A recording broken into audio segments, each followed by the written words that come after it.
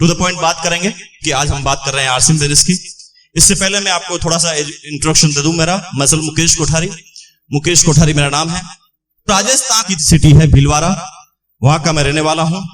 बात सुनता नहीं था, लेकिन शुक्रगुजार हैं भगवान का, माँ बाप का, उसके बाद हमारी अपलाइन मिस्टर प्रहलाद राय का। आप सब लोग जोरदार ताली इसलिए बजाएं क्योंकि वो आप सब लोगों की भी अपलाइन है।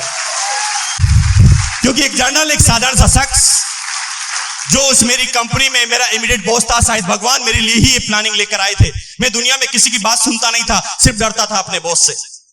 मेरे बॉस ने मुझे संडे के दिन, अगस्त 2000 के दिन मुझे बुलाया घर पर कि आ जाओ, मेरे घर पर एक बिजनेस मीटिंग है, तुम्हें शामिल होना है। मैंने डिटेल में पूछी तो उन्होंने कहा कि बिना पूंजी का व्यापार है। उनका दिमाग खराब करता है। 10-20 हजार रुपए जो थोड़े बहुत बचत पड़े हैं वो भी लुटवाएगा, बिजनेस करवाएगा। 50 तरह की बातें दिमाग में आई, लेकिन मना करना ताकत नहीं थी। पहुंच गया। यहां पर भी मुझे पता है बहुत सारे आदमी आना नहीं चाहते थे, पहुंच गए। कुछ लोगों को जो जबरदस्ती किडनैप करके लाया गया,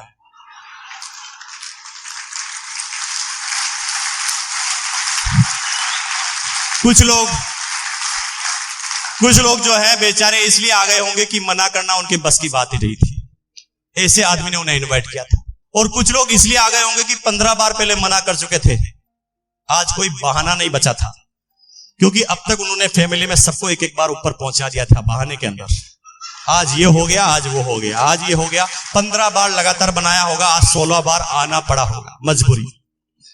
और कुछ लोग समझदार होंगे जो पिंड छुड़ाने के लिए आए होंगे। वो कहता है, रोज कहता है आरसीएम कर, चल आज चलता हूं, टाइम है मेरे पास, इतनी कमियां निकाल दूंगा कि तू भी छोड़ देगा, चिंता मत कर। अपने दिमाग पर भरोसा करके वो यहां पर पहुंच गए। अब आप में से सोच रहे होंगे कि आप ये बात क्यों जानते हैं, क्योंकि मैं भी पहले दिन यही सोच के आया था।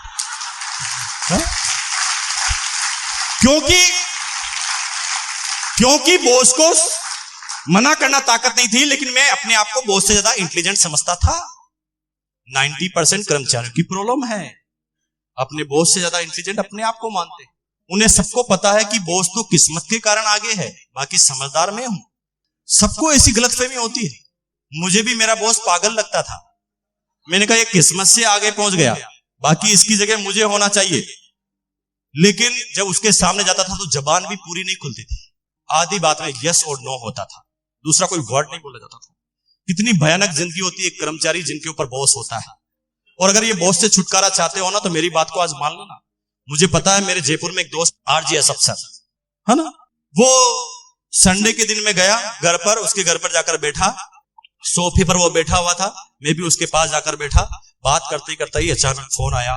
फोन की आवाज सुनते ही चौंक गया। पहले आराम से बैठा था, सीधा हो गया और कहता है yes sir, yes sir, yes sir, yes sir, yes sir, yes sir, yes sir, yes sir. खड़ा हो गया।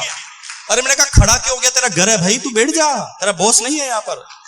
यस सर बिना खड़े हो ही कर सकता है, लेकिन गुलाबी का एक जोरदार जंजीर जो जकड़ी हुई है, उसे पता भी नहीं चलता कि वो घर पे है कि बाहर है, क्योंकि बॉस का फोन आते ही दिमाग खराब हो जाता।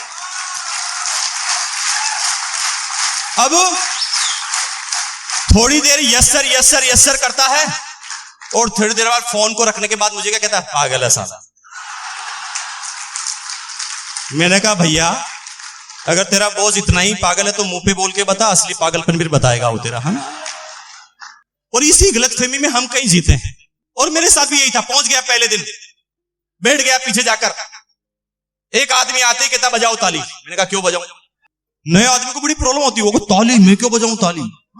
वो अपनी पूरी एनर्जी इस चीज पे लगाते हैं कि ताली नहीं बजाऊंगा।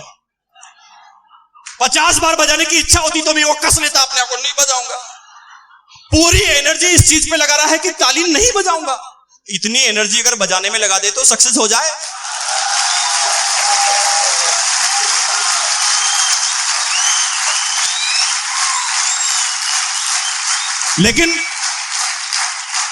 लेकिन मैं तो जनरल आदमी था ना। उन्होंने कहा ताली बजाओ, मैंने कहा नहीं बजाऊं। लेकिन जो ही मेरा बॉस मेरी तरफ देखता था मैं बजाने लगा,